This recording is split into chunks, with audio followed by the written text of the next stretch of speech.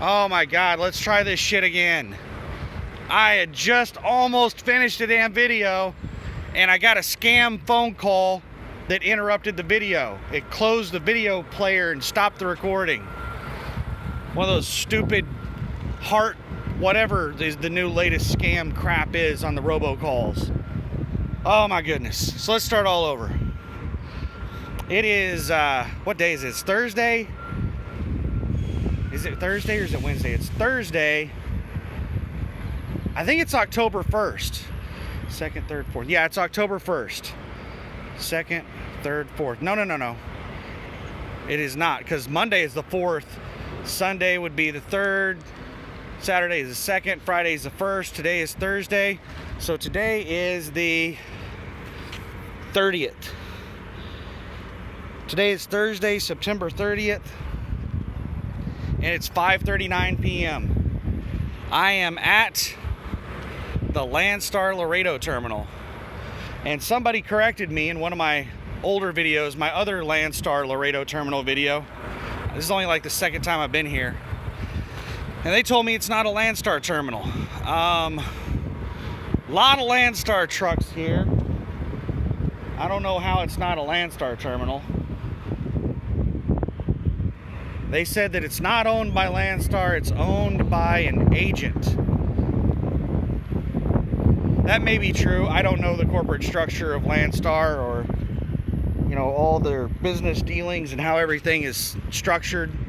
So yeah, this could potentially be owned by an agent or agency. I don't know. I do know that they let any Landstar driver in here. They have showers, they have laundry, they have a break room. They have a nice little terminal building here. And I know that they let anybody in here, any Landstar driver in here, because last time I was here, I didn't have like any reason to come here other than I just came over here to hang out. I came over here for a parking spot and a shower. And when I checked in at the front gate, all the cross-border stuff, they inspect the trailers when you're coming in. And they asked me if I was loaded or empty, or if I was dropping a load off or picking one up. And I said neither. I'm just here to park and take a shower. I said I'm picking up a load here in Laredo. I said I'm empty right now. And he said, okay, you can just bypass the inspection station and go park. And I was like, well, where can I park at in here? Is there a particular place where I need to park at?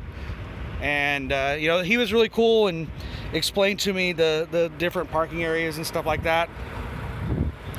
And recommended that I park over here close to the building to get in. He recommended I park on the other side of the building.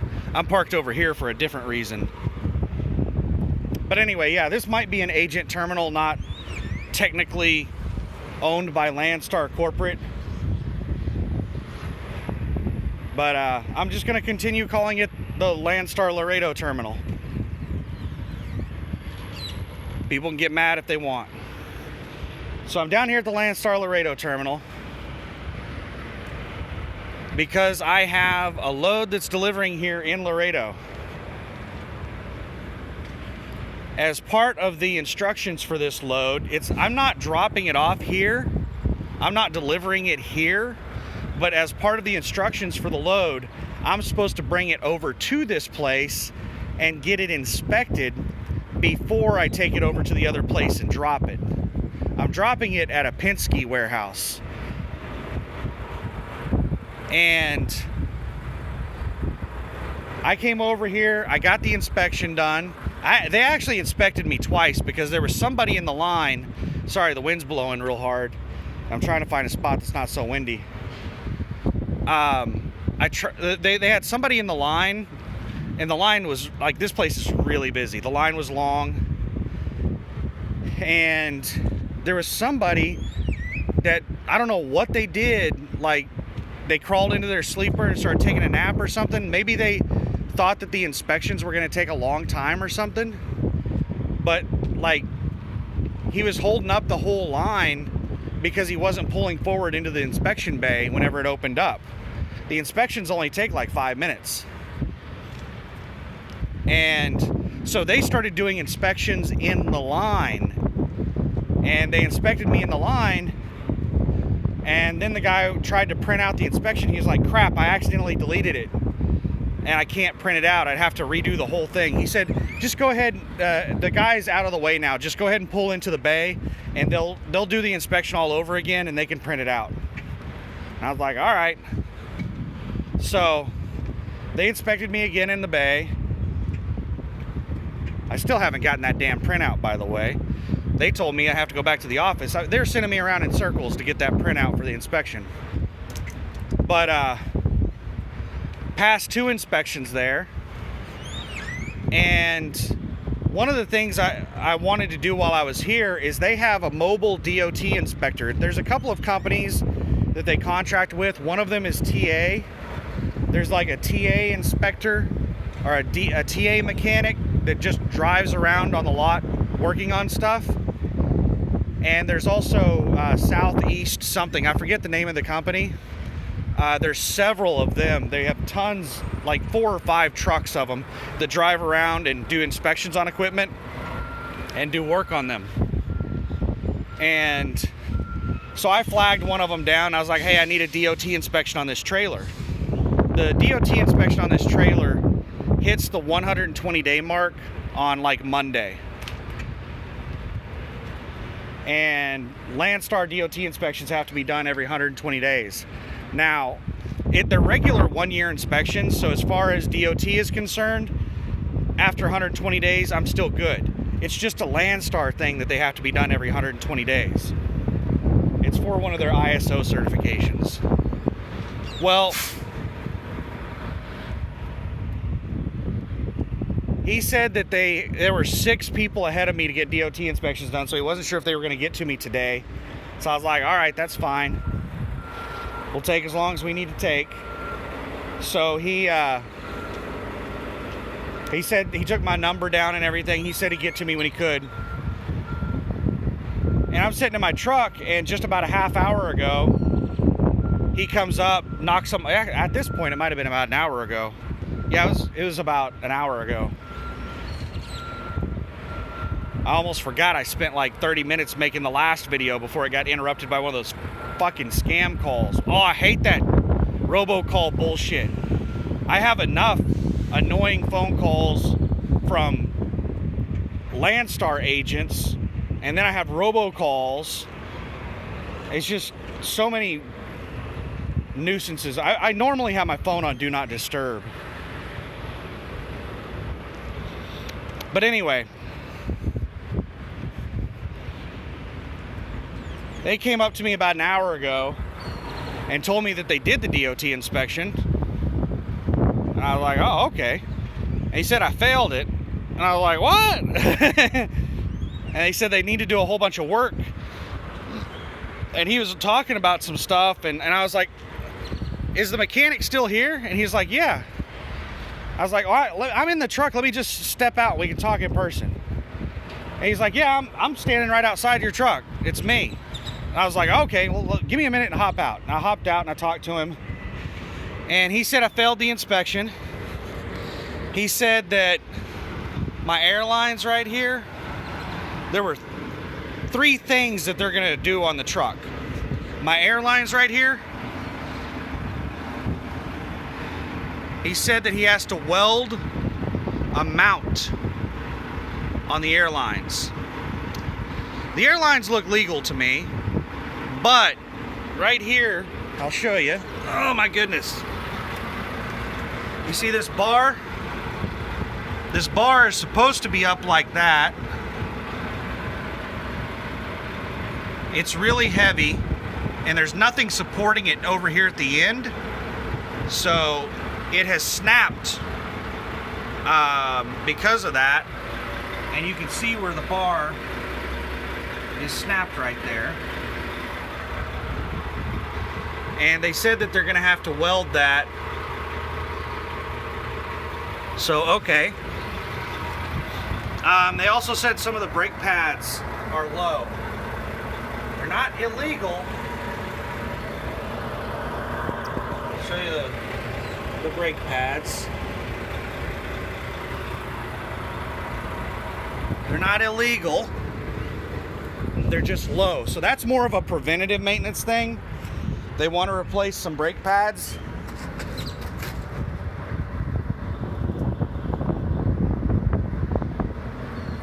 Those brake pads are really thick. Those are really thick. So it's got to be these two left brake pads. They're about a 1/2 inch thick. I think that's like, they still got like at least 6 months or more on them. But I'm sure that Landstar has a specific width on their inspection that for preventative maintenance reasons, they'll go ahead and get them replaced. Who knows? Maybe Landstar will not approve the work order because they're not low enough. But anyway, they want to replace a couple brake pads. They want to weld that bar. And they also want to replace my mud flaps, both of them.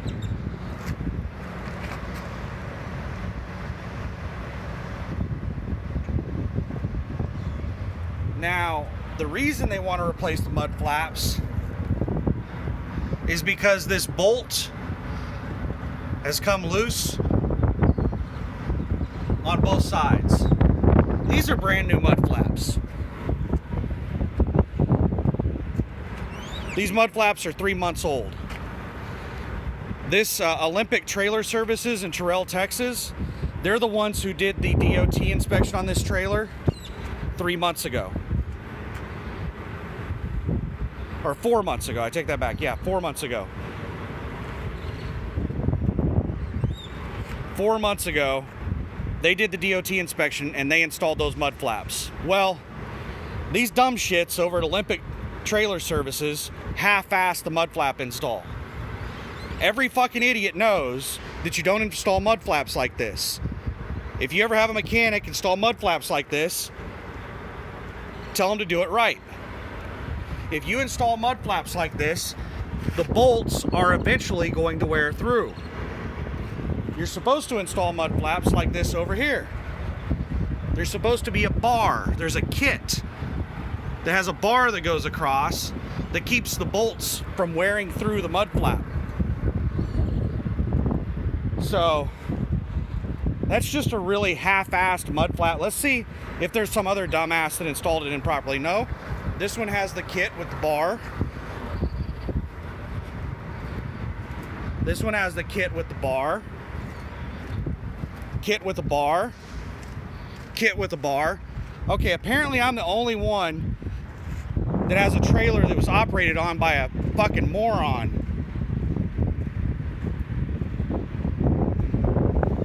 So, you know, I get, technically that could be a failed DOT inspection. Oh, it's starting to rain. Give it to me. It's so hot out here. So would I have failed a DOT inspection by a really good DOT inspector? Potentially. I could have gotten a securement violation on the mud flap because they're not properly mounted and secured. There is a bolt that is not properly connected. The air lines and electric lines, yes, that could have been a DOT violation right there.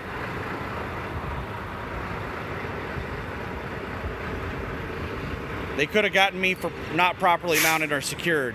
Maybe, I don't know. That one would be a close call. I'm not 100% on that one. The brakes are good. So they did a really thorough inspection and they caught shit that I wouldn't have put it in the shop for.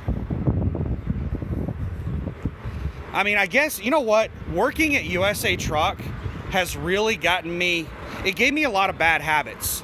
See, these mud flaps, USA Truck would not pay to get those replaced. USA Truck would not pay to get that bar put back up and welded properly.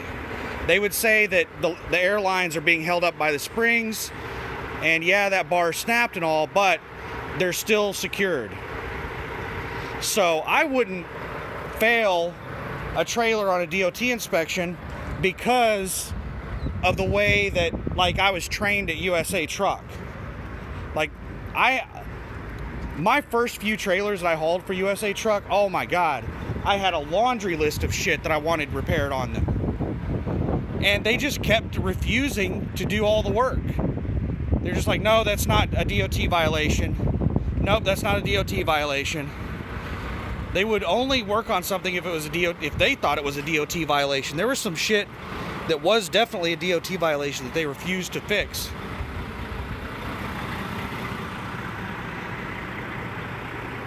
But anyway, USA Truck gave me some bad habits. I'm feeling really bad now that I didn't catch that stuff on the inspection, because I've had this trailer for a month or two, and I've never like thought twice about how the mud flap was secured. I didn't even notice that there was a broken bar right there. The airlines just looked like they were secured to me. And the brakes are good. That I'm not worried about. So, yeah. Still makes me feel bad. It's like trying to fix your sink at the house, and you think you've got it all nice and fixed and good and everything, and then somebody calls in a professional and they come in there and they're like, who's the idiot that worked on this shit? And I'm like, I'm right here. That's how it makes me feel when somebody finds something wrong with my trailer that I've passed inspections on. Like, I'm right here. It was me.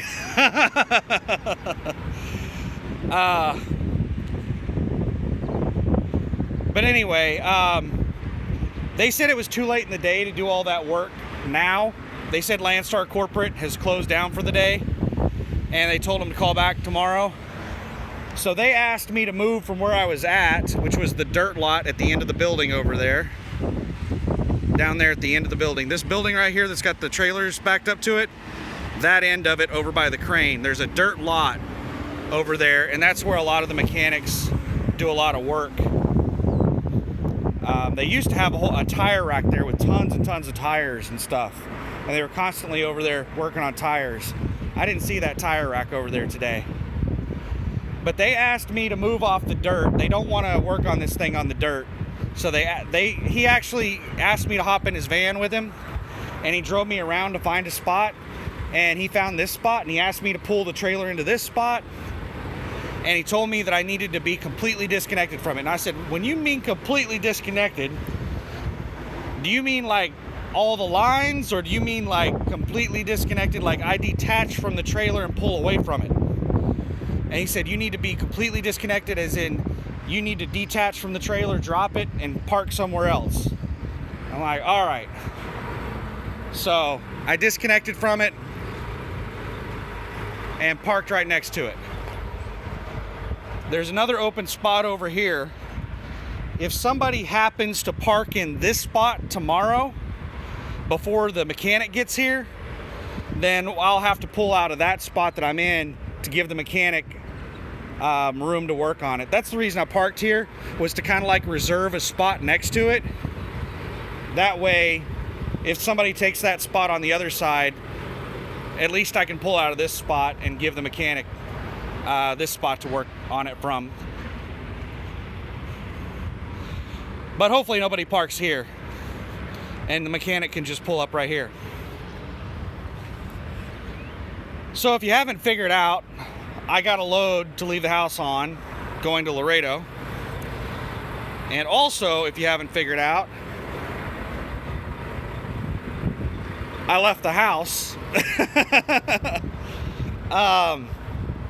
So I was at home for 4 weeks. And I apologize if I repeat anything, because I just did this video and then it got interrupted by the scam call. So I apologize if I repeated this. But I was home for 4 weeks. I was mainly home because of supply chain disruption. Everywhere I went, that was the main topic of conversation. At the shop, the mechanics were complaining about the supply chain issue, about parts. They said that even basic parts like filters are starting to become a pain in the ass to get. Getting deliveries, ordering stuff. One of the last things that I waited on for a delivery was my T-Mobile cellular router. I got a new internet service, and it took them like almost 4 weeks to get that delivered to me, and they said that it was due to supply chain disruption. You know, they told me whenever I ordered it on August 28th that due to supply chain issues, it may take up to 3 weeks for this to arrive.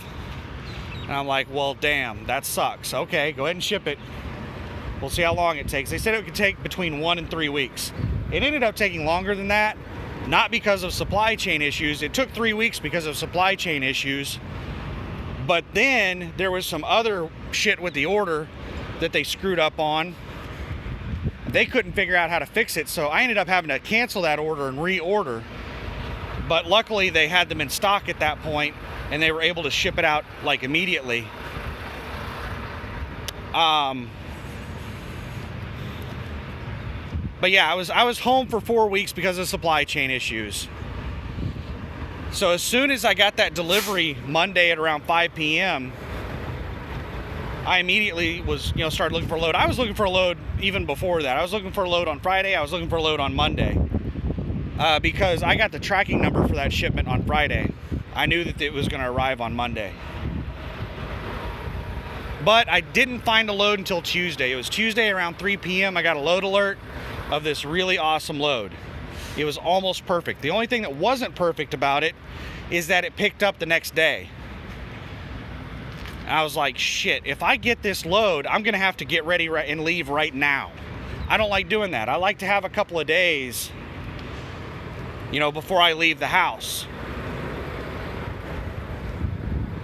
I like to casually take my time, no rush, to get ready. I hate being rushed. And the load was so good that I was like, you know what, I'll deal with it. I'll go ahead and be rushed. So I called the broker. I couldn't reach the broker. Usually when there's a really amazing load that hits the board and you call and you can't reach the broker, it's because the broker's on the phone with somebody else booking the load. Somebody else got to it before you.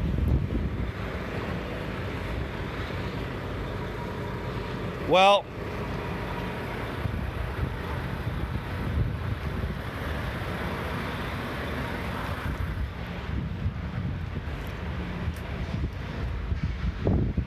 I called the broker about 5 times.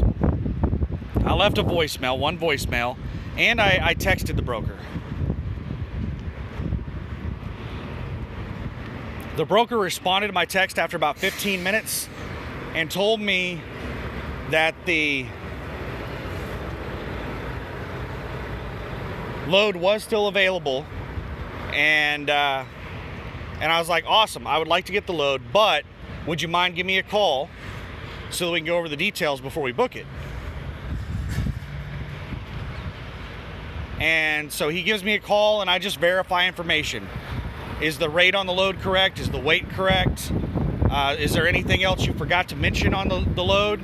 Like, is it hazmat, or is it there extra stops that aren't listed, or is it driver unload, anything like that? And he's like, no, the only thing is that it's a drop. What does that mean? There's a difference between a drop and a hook. This is just a drop. A drop and hook is whenever you drop a trailer and you hook to another trailer. They have another trailer there for you. A drop, you're just dropping the trailer and you're bobtailing out. I'm leaving this trailer somewhere here in Laredo, and they're taking this trailer on into Mexico. And then I have to contact trailer utilization, and they'll find me another trailer. So that's the situation I'm in with this load. And I don't have a problem with that. That's fine. It means that it's going to take me an extra day or two.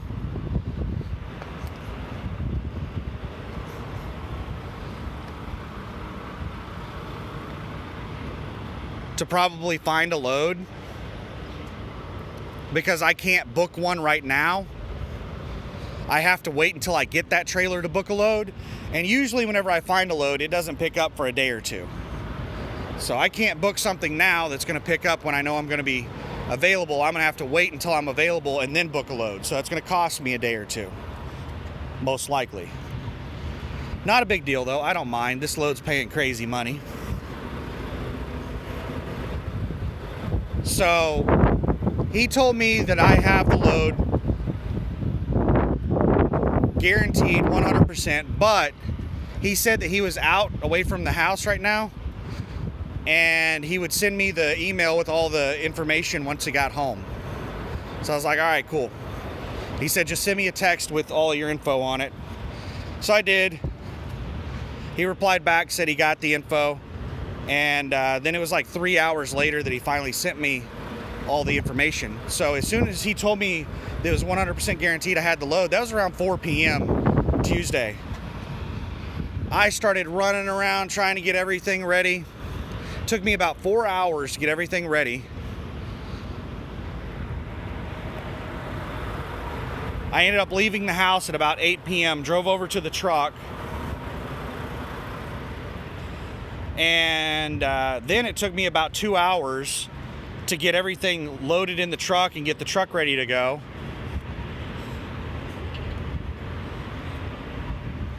And then I ended up leaving town at about 10:30 p.m. Drove up to Salina, or Salina, Kansas, however you pronounce it.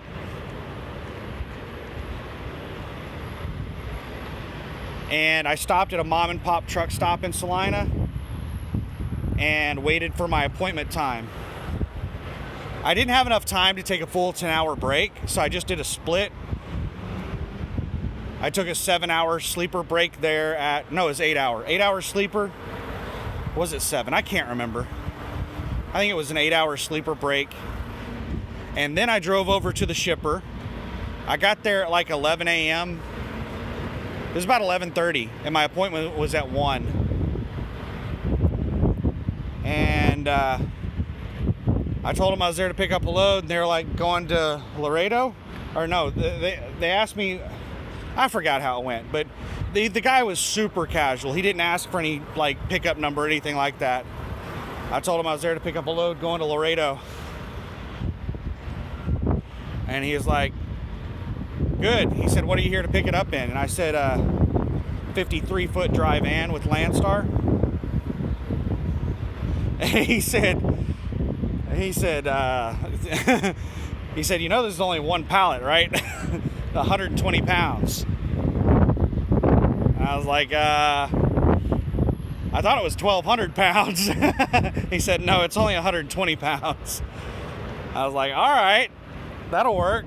I said, do you even need me to pull into the dock, or can I just like carry it over to the truck and throw it in? And he's like, go ahead and back up to the dock, which kind of sucked because it was a real pain in the ass dock to get into. I would have preferred to just carry the pallet over and toss it up in the back of the truck. It was a real pain in the ass dock to get into. It was a street back. It was one of those docks that went down in a ramp.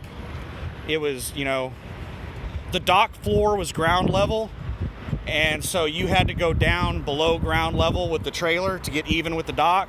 It was one of those things. So I was backing into a building off the street, a narrow street, but they had a parking lot across the street that I was able to use, but I couldn't straight back into it. It was offset. It was like an offset back. Hard to describe. It was a pain in the ass to get into the place. I basically had to, like, it was a real pain in the ass to get back in there. But I got in there, got the pallet, and then I took off and drove to Oklahoma City. And I stopped in Oklahoma City for my 2-hour break, the second half of the sleeper split. And then I regained 7 hours of drive time. And I took off driving. I got to Oklahoma City about 4:30 p.m. or 4 p.m., 4:30, somewhere in that area. And I started driving again at around 6:30 and drove all the way from Oklahoma City to New Braunfels, just north of San Antonio. There's a Pilot. So that was my fuel stop. I pulled up in there, topped off fuel. That Pilot was crazy packed. Oh my goodness. It was just overflowing with trucks. Trucks were parked everywhere. there were at least minimum 4 cops running people out of parking spots. There might have been more than that, but right when I pulled in the entrance, the road to get in there was single lane because trucks were parked on both sides of it. So like you had to sit and wait your turn to go down through there.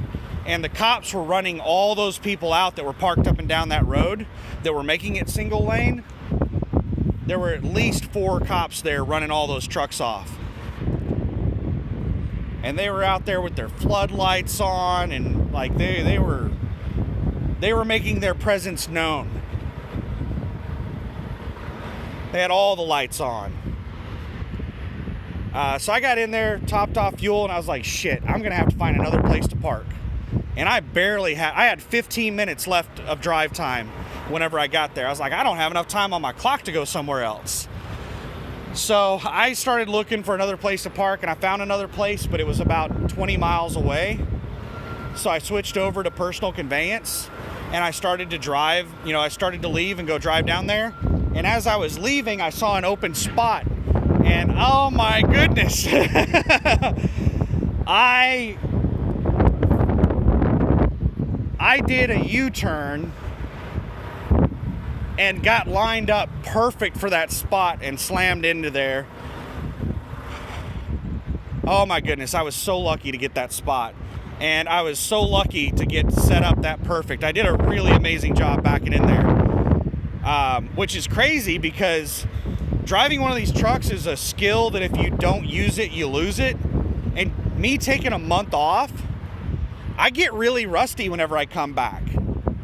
You know, I don't forget everything. Like I'm not just like the worst driver in the world or anything, but I'm not nearly as proficient as I was whenever I was driving, you know, on a regular basis. And because of the amount of time that I take off now, I am nowhere near as good of a driver as I was back, 15 years ago when I was, a company driver for several years, because I was driving like crazy. I was taking almost no time off. And man, I was amazing at backing back then. Not the best. There were definitely a lot of people better than me, but I was better than probably 90% of the people out there. But now, if I had to put a percent ranking on where I'm at with backing, I would say that I'm probably at about 70%. And I'm only that high because of how many new drivers there are in the industry. They make me look good. I'm not very good at backing. But I am better than, most of those mega carrier drivers. Those ones with, less than 3 months, 6 months experience. I'm better than most of them. But anyway, I got slammed in there. I was real proud of myself because I was really tired. Backing when you're tired, when you're fatigued, is really hard. It's hard to concentrate. It's hard to focus. It's hard to, my eyes are going in and out of focus and shit. So I was really glad that I was able to get back in there. So then I just, flipped over to the sleeper and took another 8-hour break and woke up. I got shut down at 1:30 a.m. Thursday morning. I was at that pilot. That's when I went into the sleeper berth, was 1:29 a.m. So I woke up at 9:30 a.m., 8 hours later, and drove down here to Laredo. I was only about 3 hours away. So I drove straight down here to the Laredo terminal for Landstar and got all these inspections done and everything. I've been here since somewhere around 12:30, 1 p.m. And it's now 6:12 p.m. And I'm gonna have to be here tomorrow because they can't do anything else today. So tomorrow they're gonna come out whenever they get the work order approved. And they are gonna get all this shit done. Whenever they get all this work done on the trailer, then I'm gonna take it over and drop it off at Penske. I can basically drop it off over there anytime I want. They're only open from like 7 a.m. until 9:30 p.m. So I have to drop it off between those hours. If this trailer were ready to go right now, I could take it over there and drop it off right now. I'm really hoping that they get it taken care of as quickly as possible, because I want to have a trailer before the weekend, because Landstar corporate doesn't work. They're 8 to 5 Monday through Friday. So if I don't get a trailer, if I don't get this load delivered tomorrow and get a trailer before they leave at 5 p.m., then I'm gonna have to wait until Monday to get a trailer. And I can't book a load until I have a trailer. So this is taking longer than I had hoped it would take. One of the reasons I was doing sleeper splits and busting my ass to get down here as quickly as possible was so that I could get this stuff done with this trailer as quickly as possible, so that I could get an empty, so that I could get another load without having to set through the weekend. But the rate it's going right now, it's looking like I'm gonna have to set through the weekend, which isn't a big deal. That's not a big deal. I'll set through the weekend. You know me, I love time off. I just had a month off, but you know, if I have to take a 3-day weekend, I will. And the amount of money that they're paying on this load makes it worth it.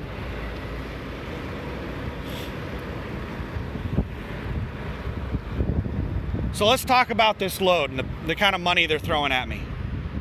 Let me throw some details out there. What was it listed at on the load board? I'm gonna tell you up front, what I ended up getting on the load is not the same as what it was listed at on the load board. On the load board, it was listed as an $8,000 load, going 870 roughly, 867 or something like that, loaded miles, 5,000 pounds, and I had a 250 mile deadhead to go pick it up from Oklahoma City to Salina, Kansas. Whenever they actually put the load on me and I got the paperwork for it, instead of $8,000, it was $8,600. They gave me $350 for fuel surcharge. I didn't even ask the guy about fuel surcharge. This is not a big mileage run. So with the kind of money they're paying for this, as long as they're giving me some fuel surcharge, I'll be happy. I'm not gonna argue with them. But he ended up throwing some like 45 cents a mile fuel surcharge at me. It was $350 even for fuel surcharge. I haven't like broken out the calculator to figure out what exactly that is rate per mile wise. If you're that interested, you can do it. It's roughly 870 loaded miles, Salina, Kansas to Laredo, Texas. And I got $350 even for fuel surcharge.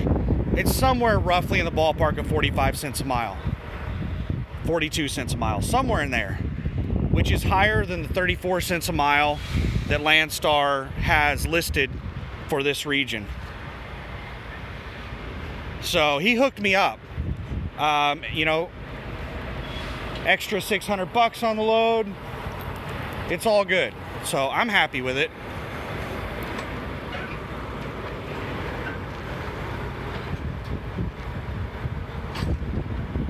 What else? So, okay, also the weight. So I got surprised with more money on the freight bill, and then the weight, instead of 5,000 pounds, it was listed as 1,200 pounds on the freight bill. I was like, shit, more money, lighter weight, I'll take it. And then, as I said earlier, when I got there and actually picked up the load, instead of 1,200 pounds, it was only 120 pounds. I have one pallet in the trailer that's 120 pounds. I could probably pick that pallet up off the ground and set it in the trailer. It's not stacked really high or anything. It's like maybe 2.5 feet tall pallet. Just a pallet with a bunch of boxes shrink wrapped on it. That's it.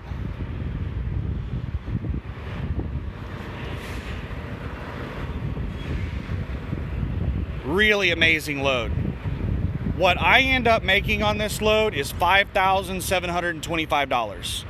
I forget exactly how much change. I've given you enough details about it that you could figure it out on your own. I get 100% of the fuel surcharge, which is $350. So take 8,600 minus 350, and what does that come out to? That's 8,250, right? So I get 65% of $8,250 and then add $350 to that. I think that is $5,725 if I remember correctly. That's what I'm making on this load. That's pretty sweet. If I didn't have these issues with the trailer, I would have already delivered this load at about probably by 2 or 3 o'clock this afternoon. I would have picked it up Wednesday at around noon and delivered it Thursday by about 3 o'clock in the afternoon. I would have had this load for one day and I would have made $5,700 gross to the truck. But I'm a nice guy. The reason I'm stuck right here with this trailer and all these repairs is because of me. Well, number one, I should have caught this shit on inspections. But the DOT inspection that I had done on this trailer, I didn't have to do that. I'd already passed the inspection that I had to do. I could have just taken this trailer over to Penske and dropped it. And that's what a lot of drivers would have done. You know, drop their problems onto somebody else. But the thing is, this trailer's 120-day inspection is due on like Monday. We get regular annual inspections. They're good for a year at Landstar, but Landstar wants them done every 120 days for their ISO certification. So the DOT inspection on this tractor is good for another 8 months, but Landstar wants it redone every 4 months.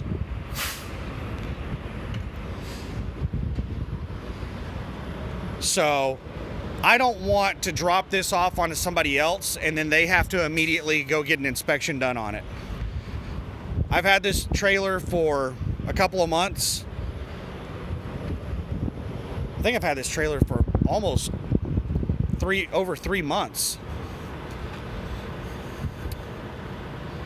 But anyway, I wanted to get a DOT inspection done on it before I passed it on to the next driver because I didn't want them to have to deal with that. I think that's really fucked up to do to somebody. You know, if a trailer needs something done and instead of getting it done, you just hand that problem off to somebody else, you're like, awesome, I get to offload this to somebody else and I don't have to deal with that. Well, put yourself in their shoes and think of how it feels to, you know, go down and pick up a trailer and you're running on a really tight schedule and the fucking asshole that dropped the trailer off before you didn't get the DOT inspection done, and now the inspection is no good on the trailer, and you have to figure out somehow to get an inspection done on your really tight schedule. That's fucked up. I hate it when people do that shit to me, so I don't do that to other people. So I got this DOT inspection done on the trailer. They found all this stuff wrong with it. Now I'm gonna have to sit around and wait for them to get it all fixed. You know, I could still be an asshole right now. I could still, you know, just take this trailer over. Oh, no, maybe I couldn't. Because whenever a DOT inspection has failed, they're supposed to notify Landstar, and you're not supposed to move the trailer after that, or you're not supposed to move the equipment after that. I was about to say I could probably still, if I wanted to, just go take this thing and drop it off. But now that I've actually had it inspected, Landstar certified inspectors are supposed to notify Landstar immediately upon a DOT failure. So, no, I couldn't do that. I wouldn't do that. I was just going to say that somebody else, if they had that capability, would probably opt for that. That's just the type of assholes we have out here. Not everybody's like that, though. There's a lot of good people out here. It's just a few bad ones make everybody else look bad.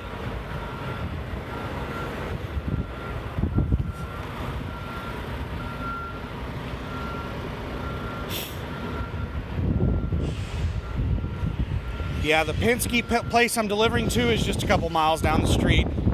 So once all this is taken care of, I'll take this trailer over there, drop it, bobtail. I don't know where I'll bobtail to. I'll probably bobtail over to the Love's truck stop. and contact trailer utilization and wait for them to tell me where to go to pick up a trailer. They might send me back over here. They might have me go to there's a lot of places I get trailers around here. There's a lot of Landstar stuff here. There's a place here where Landstar gets deliveries of new trailers. And last time I was there and I picked up a new trailer, there were probably 50 plus brand new trailers sitting there. So if they have new trailers sitting over there all the time, then I suspect they're gonna want me to go grab one of those new trailers. Especially if they know that I'm gonna be heading away from Laredo. They don't want the new trailers going into Mexico. That was a deal last time I picked up a new trailer. They told me that before they would give me a new trailer, I had to book a load. And it had to be a load that was going away from the border to guarantee that the trailer would not go into Mexico. They don't want new trailers going into Mexico. So they might do the same thing to me this time, tell me to book a load, and then they'll give me the, let me go steal a brand new trailer down the street. That'd be nice to get a brand new trailer. But it'd be my luck, my very first load would be a drop and hook, and I would lose the trailer. I tried to hang on to the last trailer I had that was brand new, but a broker screwed me over and changed the load to a drop and hook on me. That's one of the agencies, DRB. I memorized their agency code because they pissed me off so much. I will never haul another load for that agency after the bullshit that they put me through. They knew that that load was not going to be accepted on the delivery appointment that they gave me. So they waited until I actually had the load. And then, as soon as I told them that I was loaded, bills in hand, and about to leave, then they told me that I couldn't deliver on that delivery date. They asked me to switch it over to a drop and hook. And I said, I told you when I booked this damn load that I didn't want to do a drop and hook because I had a brand new trailer. And she was like, well, it's either do a drop and hook or you have to wait a week and a half to unload. They don't want it to be unloaded on this month's whatever. They wanted it to roll over into next month. So they didn't want to unload the trailer until the following month. She knew that shit beforehand because she told me to call her as soon as I had bills in hand. And as soon as I had bills in hand, that's when she dropped that on me. That shit pissed me off so much. That's the only time I can remember that I've ever had a broker like screw me over on something like that. Like lie, just blatantly lie to me about something.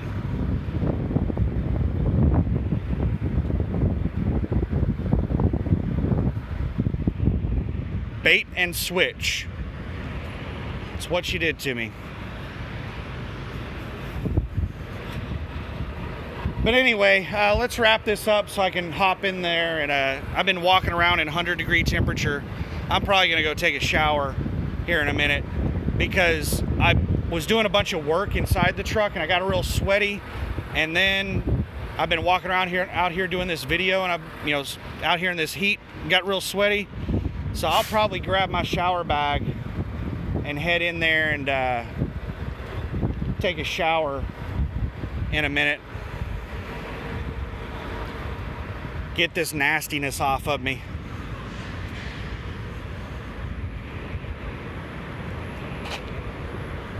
It's a nice little terminal. And the showers here are a lot nicer than the showers at the USA Truck terminal. The only terminal I've ever been to at USA Truck that had showers was the Memphis terminal. The Van Buren terminal, they shut it down before I had an opportunity to really use it. I did my orientation class in Van Buren, and I took my driving test in Van Buren whenever I graduated out of training. And the day that I did my driving test, I graduated out of training, was the day that they shut the terminal down and they were laying everybody off. Like, it was really, really awkward. I made a video about it. It was just crazy, like really, really awkward. Because almost everybody I was interacting with, they had just been told within the last half hour to an hour or earlier that morning, which I was there pretty early. It was pretty early when I was there. They had just been told that day, within a few hours, that this was their last day. And a lot of them just didn't feel like doing anything the rest of the day, because a lot of them had been told that they were going to be kept on, or they were going to be offered positions in other places and stuff like that. And a couple of them told me that they were offering positions at other places to relocate, but they weren't like offering any relocation assistance. They were just going to let them like keep their same salary or something. It's like, who the hell can just like get up and move to another state without any form of relocation assistance? Like who can do that? And with short notice like that, like you're letting me go today and you're telling me that I can go and work in another state. Like, if they would have given them like 3 months notice or something, they could have saved up money, they could have prepared and stuff like that. But now they're unemployed. Anyway, that's a whole other video. I made a video on that. But the showers at the Memphis terminal at USA Truck, oh my God, they're nasty. I don't think they wash those things. They are so disgusting. I just felt dirty going into the bathroom at the USA Truck terminal. That thing was so disgusting. And they had signs everywhere telling people to quit stealing the towels. And I was like, what towels? I've never seen towels in there. I guess they'd already been stolen.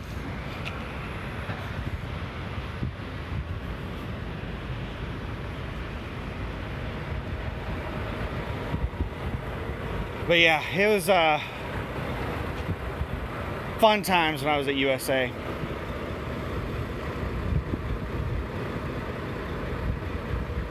So anything I want to say in closing? Okay, last time I went out over the road. I went over the road with a plan. Almost every time I leave my house and I go out over the road, there's something I want to do.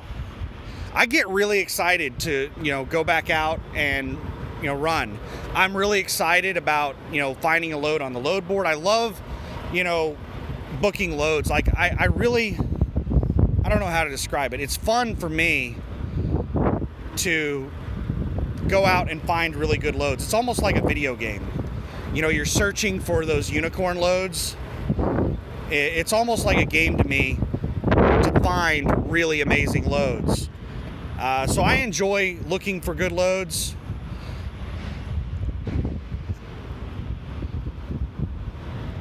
So I get really excited to come out here and do that. I get excited about all the work that I put into the truck, get out here and drive it and see if it runs any better, see, how much more comfortable it is in the truck, stuff like that. I'm constantly making improvements and changes to the truck. So I get really excited to get back out here on the road and test it all out.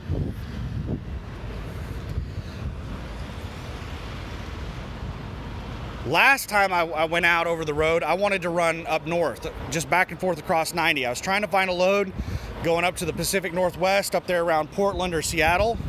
And then I was just going to try and run back and forth between the Portland-Seattle area and the Green Bay, Milwaukee, Chicago area, just back and forth across 90 in those places.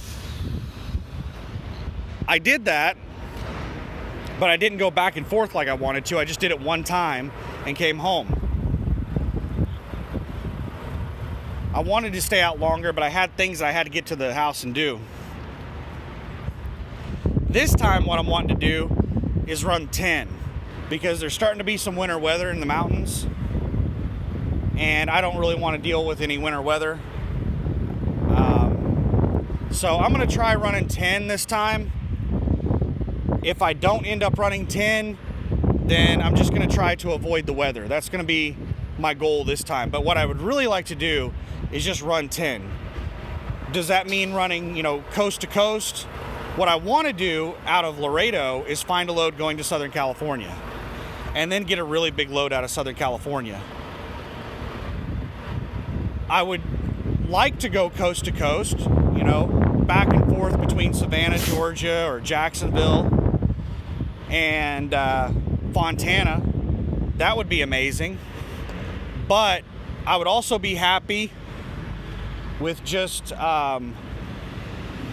going, you know, back and forth between like Texas and California, you know, Fontana and Laredo, or Fontana and San Antonio, or Fontana and Dallas, or whatever.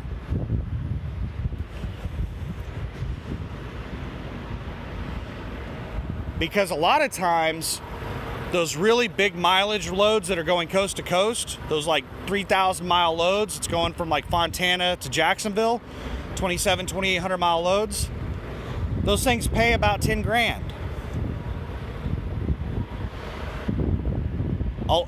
A lot of times you can find loads that are paying $8,000 to $10,000 that are going halfway. So why in the hell would I drive all the way across the country for $10,000 when I can drive halfway across the country for like $9,000? That doesn't make any sense to me, to drive all the way across the country. It's inefficient. So we'll just have to see what's on the board. But I'm going to try to stay down and run on 10. You can get better fuel prices on 10. And the weather is better down on 10 in the winter. So, I'm going to try to run down on 10 is what it boils down to. We'll see how it goes. If there's an amazing load going up through some nasty weather in the mountains, then, you know, I'll have to consider taking it. But I don't want to. We'll see how it goes.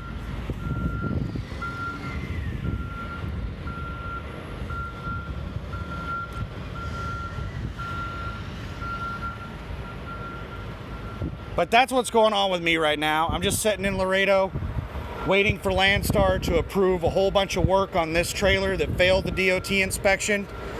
And once we get this thing good to go, I'm going to drive it down the road and drop it off at Penske, contact trailer utilization, get them to assign me a new trailer, and then I'm going to find a load out of here, hopefully to Southern California. But we'll see what pops up.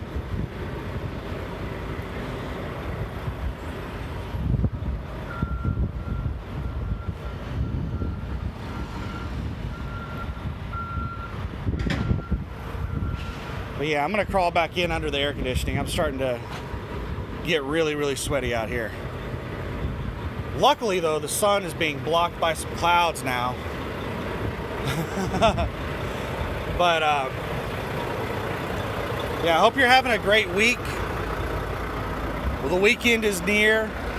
I hope you have a load to carry you through the weekend, or if you're taking time off, I hope you're going to enjoy it. I'll try to make some more videos while I'm out here. I've been trying to make videos the whole time that I've been doing this, but I don't have enough time to make videos during my off time because I've been running on sleeper splits and I haven't had enough off time to spend an hour making a video.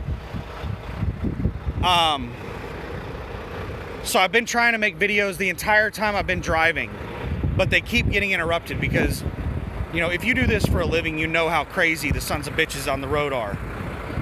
Like, it's just crazy out there on the road. It's like almost Mad Max out there. Every man for himself out on the road, man. It's fucking... I need to get some spikes and shit on the side of my truck. I need a big bumper that like a bulldozer has on the front. I need to Mad Max my shit out so I can survive out on the road. This plastic don't cut it. It's crazy out there. So I'll try to upload videos more frequently now that you know, I'm out on the road. When I'm at home, there's not a whole lot to talk about. I'm sitting at home, I'm playing video games into video, you know. There's no point in me uploading videos while I'm at home sitting around playing video games or putting film on my windows or doing whatever other household projects. But now that I'm back out over the road, there's plenty of stuff to talk about. It's a pretty butterfly, a whole bunch of butterflies that I got. There's one. There's two. There's probably some more in there that are hard to even tell that they're butterflies anymore. That's my butterfly collection. But yeah, I hope you're having a great weekend. And now that I hope you're gonna have a great weekend. It's not there yet. Don't get too happy yet. Don't keep your excitement at a tolerable level. But yeah, I'll probably be uploading more videos now that I'm back out here, but it's gonna be whenever I have downtime, which I usually have a lot of downtime. I have a bad feeling I'm gonna be taking the weekend off here. And I'll probably stay here rather than go to the Loves because my truck is fully stocked up. I got plenty of food and stuff in there. No need for me to be going down to the Loves. And I would have to pay for showers at Loves, whereas I got a free one here. But anyway, I'm gonna keep rambling. I'm bad about just keeping on talking. I'll just keep on talking all damn day. So have a great week. Have a great weekend. Be safe out there. And just some final thoughts to leave you on if you've listened to the video this far. Stupid people are going to do stupid things. Don't join in with them. Let everybody else be a dumbass. If you get in there and try to get aggressive with them, try to defend your spot, try to, play their games, what happens? You play stupid games with stupid people and you win stupid prizes. Don't do it. Be a professional and just remember that those people, whatever they did, they cut you off, they slam their brakes in front of you, whatever it is that they did, you're probably never going to see that person after about 5 minutes. Sometimes you get unlucky and you're driving along with the same dumbass for an hour or two, or maybe even your entire drive shift. Try to get away from those people if you can. If you can't, just be as safe as possible. And just remember that, after today, you're probably never going to see them again. Pull over and take a break if you need to. Whatever you need to do. This is a marathon. It is not a sprint.